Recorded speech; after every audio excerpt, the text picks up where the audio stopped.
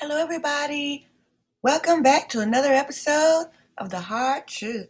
Happy Saturday, and thank you so much for watching.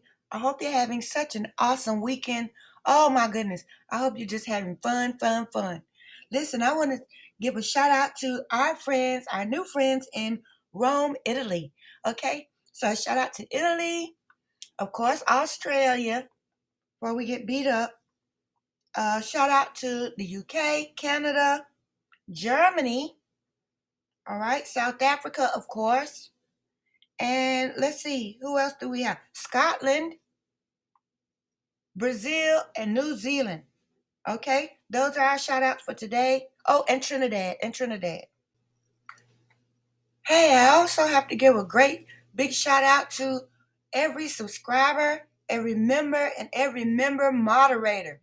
Thank you so much for joining the channel, okay? And everyone's doing such a great job.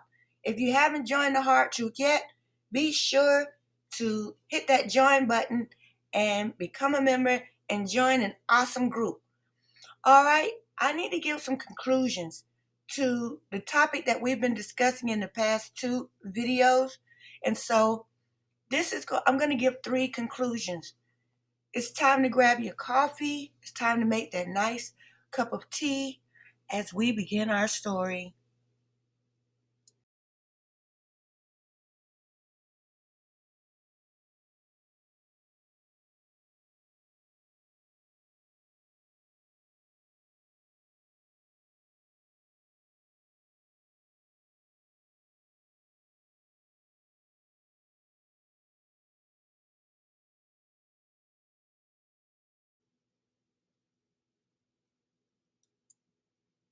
Now, I would like to briefly recall the previous two videos where we were saying that the officer has some very aggressive tendencies when he arrived at this house, and also his behavior is like borderline stalking because this officer, I believe, Officer Green, is asking him to leave. Just leave it. We have other things that we can do to remedy when they don't come to the door. He also gave him legal advice saying, hey, this is pretty much trespassing if you try to enter and you don't have a warrant, you don't have a reason to be here. And so he disregarded all of that. And I want to just play just a little bit of this for you to see what I mean.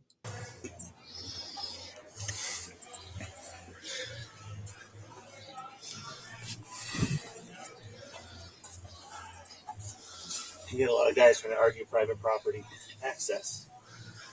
The way I've always done it, and correct me if I'm wrong, was the way I did it there. Find one responsible, have everyone else hold them accountable. If I got to come back here, they're getting the ticket. Okay, first of all, he's not even supposed to be there because nobody called the police to 1122 King Road. If you look at the call log for August the 16th, 2022, you'll see that there are several noise complaints, but the one for 1122, no one called it in. All right, here's the first one.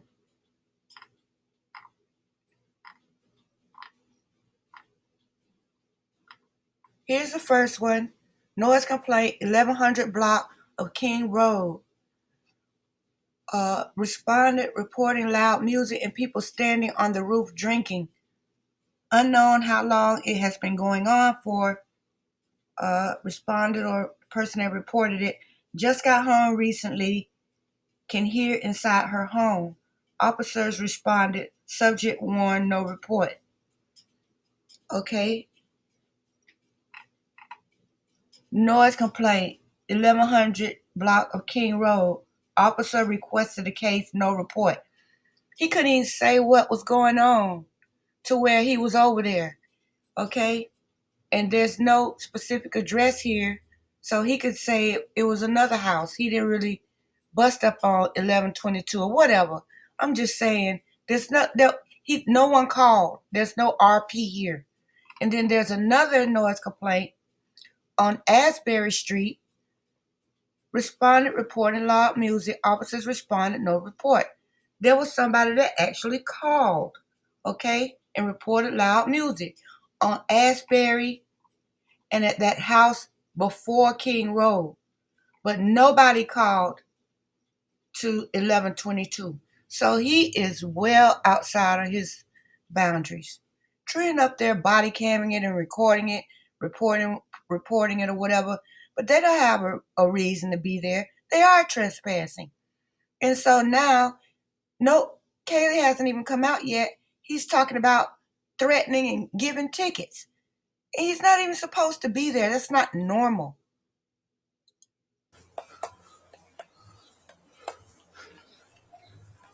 Because then it's on them to nip everyone else in the bud because they know. They don't come out. We just contact landlords. Yeah. Or we come back the next day or the next time you work. Yeah. You'll have to cooperate. As soon as he said, let's just let the landlord know, or you come back the next time you work, instead of leaving, he turned back towards the door. It's something wrong with this right here. Does not go a long ways with us. Yeah. Officer Green is standing back, almost to the walkway back there where you can exit. And this guy, instead of, you can see in his shadow right here, he won't take his eyes off the door. It's like he's going to get what he came for or else.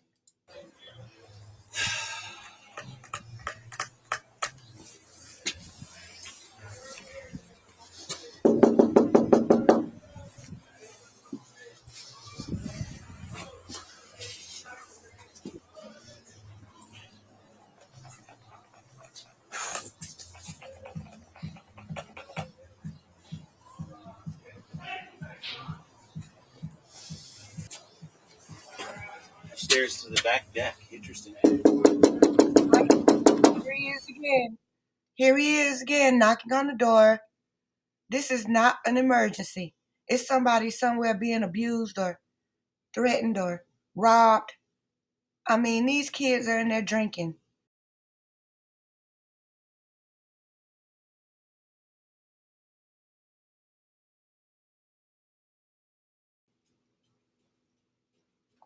After looking at these body cams a few times, I get the vibe that this 1122 King Road was more like a bootleg than a drug house because, number one, the officers were there for some time. And usually you'll see somebody riding up on a bicycle or a car pulling in or somebody walking up. And we didn't see any of that for the entire duration of this bogus noise complaint call. So I would, for a drug house in the middle of the day and there's people partying around the corner, you would expect to see, I would expect to see at least somebody coming up on a bicycle and seeing the cops there and maybe turning around and leaving or whatever, or just walking up and going in the house. What can they do? It seems the whole neighborhood knows that they can go inside and close the door, ignore the police. So we didn't see any of that. I think this is a bootleg because there are red cups everywhere. There are red cups in the kitchen. There are red cups outside on the table. They're red everywhere. So I'm thinking this is a place where you can go buy liquor, but just buy a shot. If you just buy one beer, you can't afford a 6-pack, you can go to the bootleg, buy one beer. You want some liquor, but you can't afford a whole bottle, you go to the bootleg, they'll pour you a shot for $2 or $3, right? So I get the feeling that this house is a bootleg and not a drug house because there's not enough traffic for it to be a drug house. And I don't see it.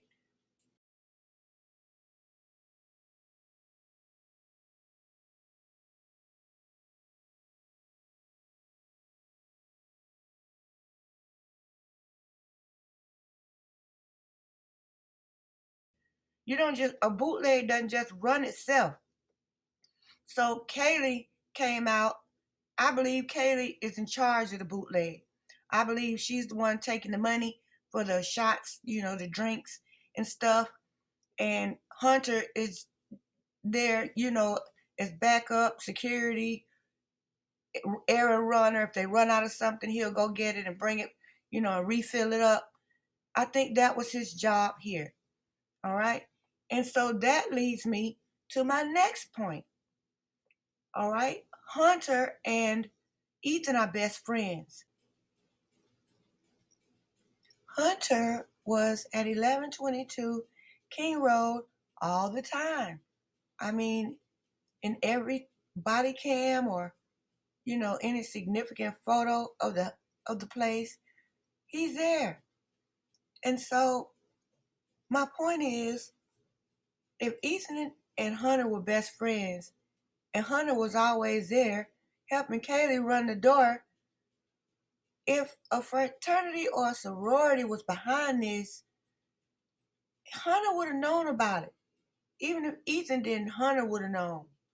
And I don't think he would let his friend, I would expect Hunter to have been there with Ethan and Xana. I mean, I expect it, for it to be 5 victims instead of 4. Hunter would have been there. And so if Hunter wasn't there and he didn't want Ethan was there, I just feel like Hunter would have known, just like he ended up being the one to call 911. If he had known something was going to happen with the fraternity or sorority behind it, Hunter would have known. And he wouldn't let his friend, be there like that. Or he would have been there with him when it jumped off, and Hunter would have been found right along with the other 4. So the fact that it didn't happen that way makes me feel like we need to eliminate the fraternities and sororities as being behind it. I think this crime is bigger than something they would plot.